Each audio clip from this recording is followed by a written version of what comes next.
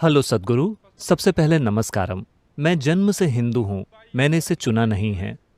तो बुनियादी रूप से मैं धर्म के मामले में एक शंकालु प्रकार का व्यक्ति हूँ। तो मेरा सवाल ये है कि सोशल मीडिया या दैनिक जीवन में हम सभी हर जगह एक बात सुनते हैं कि हमारा धर्म खतरे में है। सबसे पहले तो ये सवाल मेरे दिमाग में बचपन से आता रहा है कि धर्म क्या है, और दूसरी चीज, ये किस तरह खतरे में है, और क्या धर्म को अपनाना वाकई जरूरी है।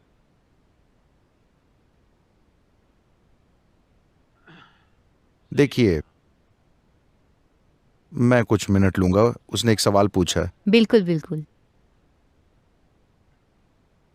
देखिए, मैं चाहता हूं कि आप इस राष्ट्र के अतीत में देखें कि इस राष्ट्र का संदर्भ क्या है।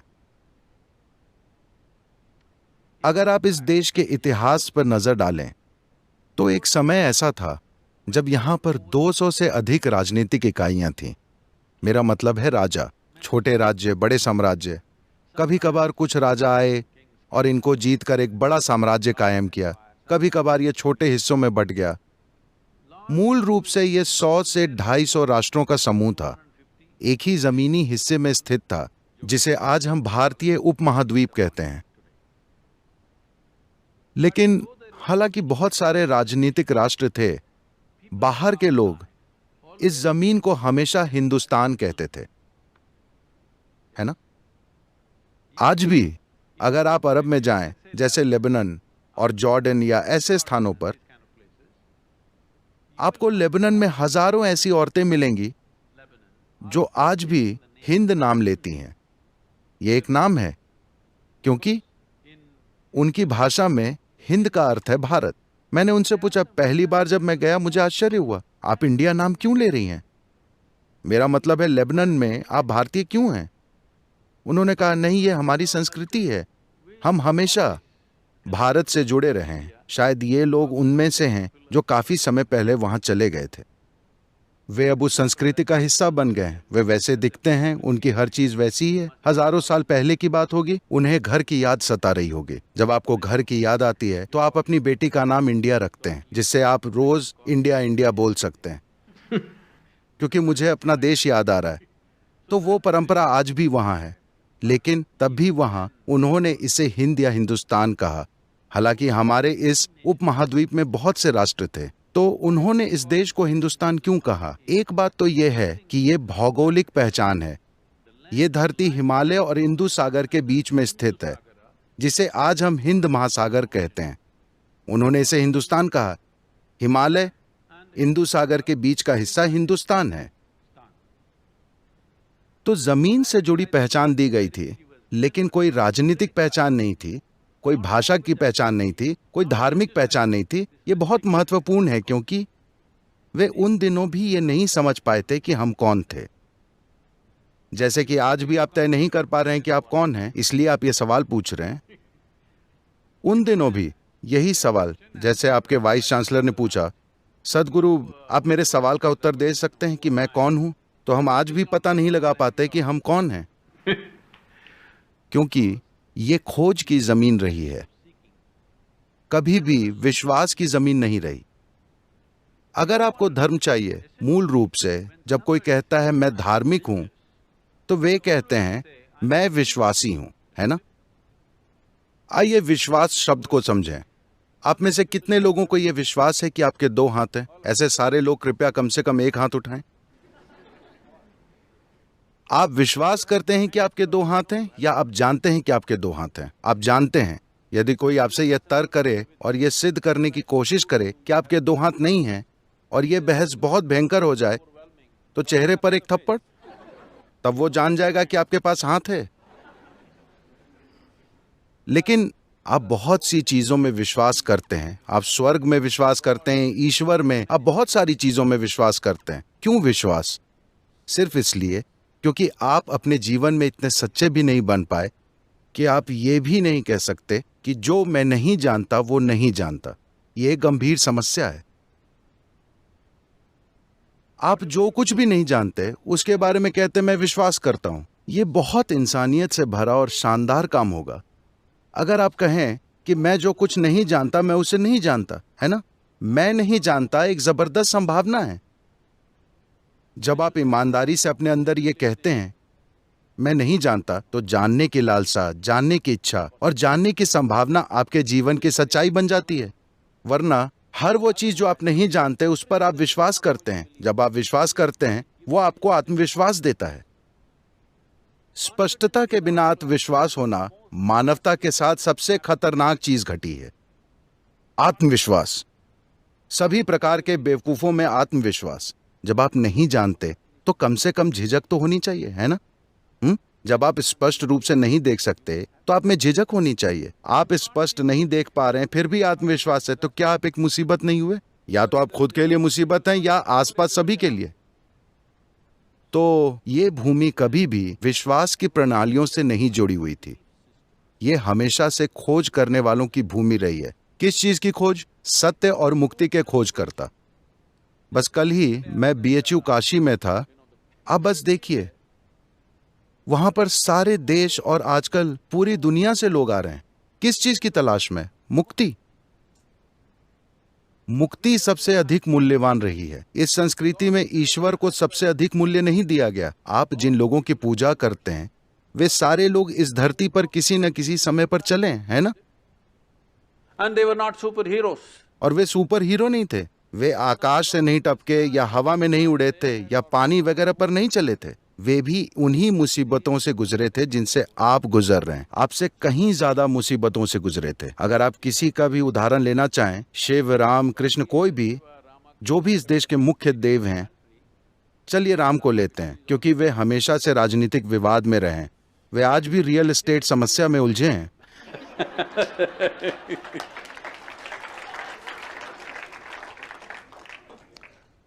17 या 18 की उम्र में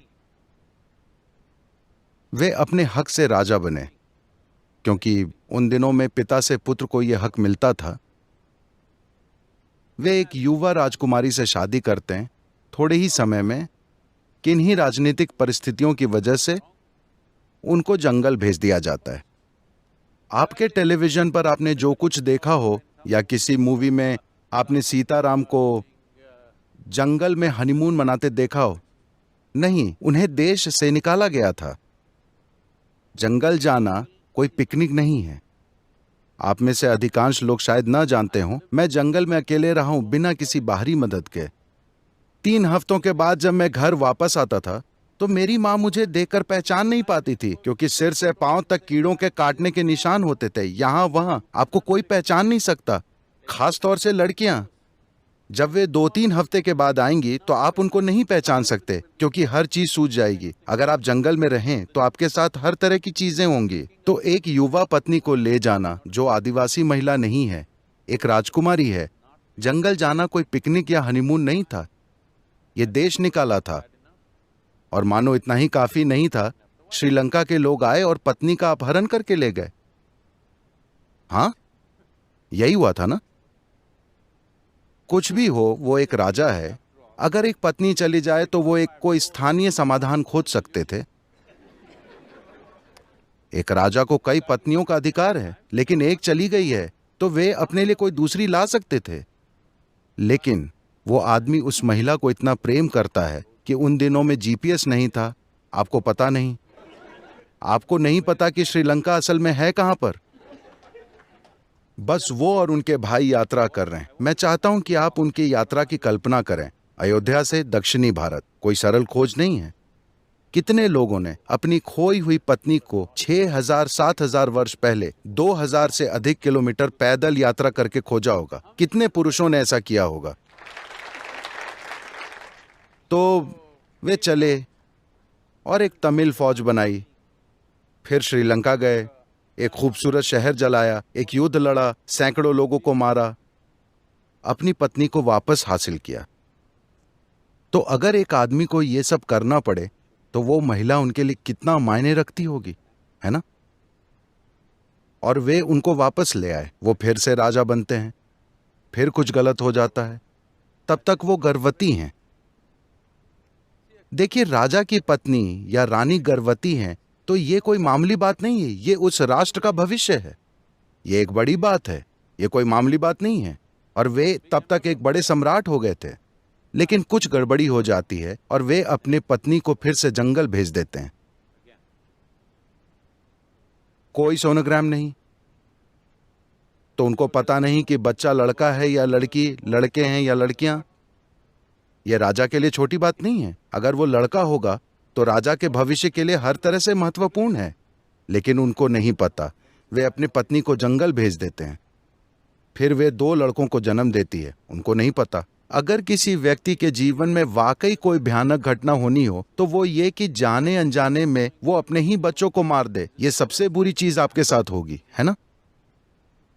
उन्होंने अपने बच्चों को लगभग मार ही डाला था, उनसे युद्ध लड़ा। उनका इरादा तो मार ही देने का था, न जानते हुए कि वे उनके ही बच्चे हैं।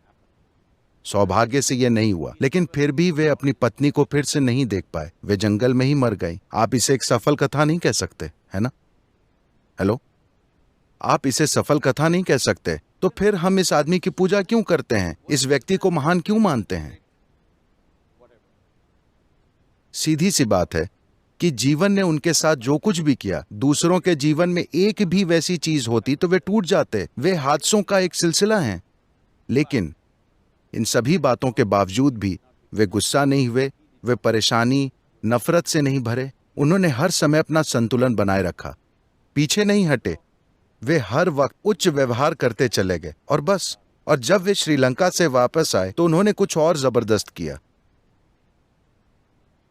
रावण को मार देने के बाद वे हिमालय में 1 बरस का प्रायश्चित करना चाहते थे। उनके भाई लक्ष्मण ने कहा, आप पागल हो गए?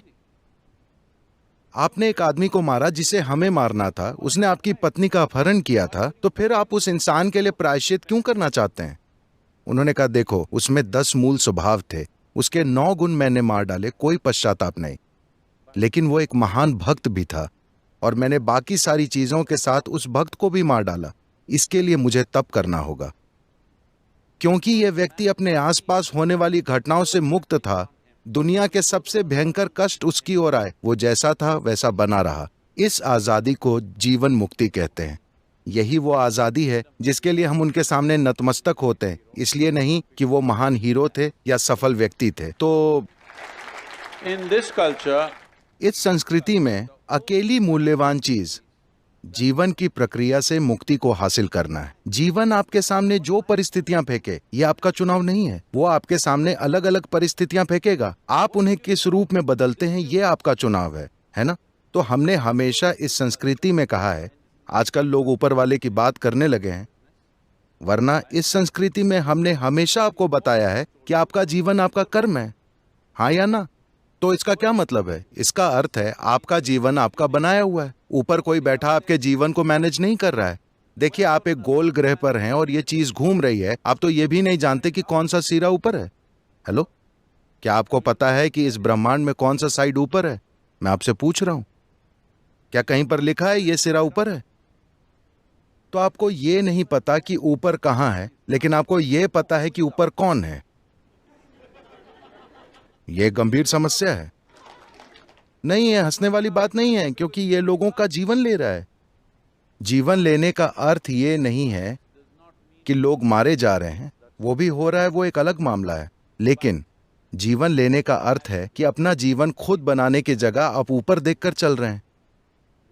हमने हमेशा कहा कि आपका जीवन आपका कर्म है, आप जो बनाते हैं वही सब कुछ है। जो कुछ आपके सामने आ रहा है वो आपके हाथ में नहीं है, लेकिन आप इसे क्या रूप देते हैं वो 100% आपके ऊपर है। तो विचार इतना सा है कि इस संस्कृति की बुनियादी प्रकृति धर्म नहीं है, ये ईश्वर विहीन देश है। आप इस बात को जान लें, ऊपर कोई एक ईश्वर कभी नहीं रहा है। हम कुछ लोगों की पूजा करते हैं। देखिए, ये बिल्कुल सटीक है। आज लोग कहते हैं कि तेंदुलकर क्रिकेट का भगवान है। जीवन के किसी भी क्षेत्र में जब इंसान अधिक महानता हासिल करता है, किसी सामान्य इंसानी स्तर से अधिक, तो हम कहने लगते हैं, ओह, वो भगवान के समान है, वो देव है। यहां भगवान शब्द का इस्तेमाल सबसे ऊंची हस्ती के रूप में कभी नहीं हुआ। यहां पर हमेशा उन लोगों की बात होती है जो आमतौर पर इंसानी क्षमता से परे महानता का प्रदर्शन करते हैं, जिनको देव कहा जाता है। इसलिए हमारे 33 करोड़ देवी देवता हैं। आपको और अधिक बनाने चाहिए, कोई समस्या नहीं है, क्योंकि ये इस पृथ्वी की अकेली ऐसी संस्कृति है जो समझती है कि भगवान हमने बनाए हैं। सभी को लगता है कि भगवान ने उन्हें बनाया है।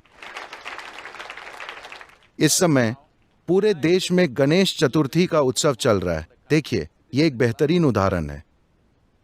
हमारे द्वारा भगवान बनाया गया, हम उनको ऊपर रखते हैं। अगले 10 दिनों तक या 1 महीने हमारा पूरा जीवन उनके आसपास होता है। पूरी भावनाएं, भजन, नृत्य, संगीत, हर चीज। लेकिन जब जाने का समय आता है, हम उनको पानी में विसर्जित कर देते हैं। हमने भगवान को बनाया, उनकी पूजा की, उसका आनंद लिया और उनका इस्तेमाल करके खुद को ऊर्जा से भरा, और जब सब हो गया, हमने उनको पानी में घोल दिया। यह स्पष्ट रूप से दिखाता है कि हमें इस बात की समझ है कि भगवान हमारी रचना है ना? तो यहां पर सिर्फ आध्यात्मिक प्रक्रिया रही है, अनेक आध्यात्मिक प्रक्रियाएं, लेकिन धर्म कभी नहीं था। हम मुकाबला करते हुए धार्मिक बन गए। जब बाहरी ताकतें आईं और बहुत सारा मुकाबला हुआ, तो हम भी संगठित होने का प्रयास करने लगे। लेकिन आप इस संस्कृति को कभी संगठित नहीं कर सकते हैं, क्योंकि अगर 3 लोग हैं तो राय 5 हैं। एक ही घर में 10 भगवान हैं। तो ऐसे में आप धर्म का निर्माण कैसे करेंगे? नहीं, ये बस एक प्रक्रिया है जिसमें आप हर चीज का इस्तेमाल अपनी मुक्ति, अपने मोक्ष के लिए करते हैं। अपनी माताओं की बातचीत को सुनिए, या आप युवा हैं, अपनी दादी माँ की बातचीत को सुनिए। आध्यात्मिक बातचीत नहीं, रोज की बातचीत को सुनिए। तो आप पाएंगे कि इस देश में कर्म, प्रारब्ध, मुक्ति, मोक्ष शब्दों के बिना कोई बातचीत पूरी नहीं होती है। ये इस बात की लगातार याद दिलाता है कि आप जो कुछ भी कर रहे हैं, आपकी शिक्षा, परिवार, व्यापार, आध्यात्मिकता, हर चीज सिर्फ आपकी मुक्ति के लिए है। हमेशा मुक्ति ही आपका सबसे ऊंचा लक्ष्य है, स्वर्ग या भगवान नहीं।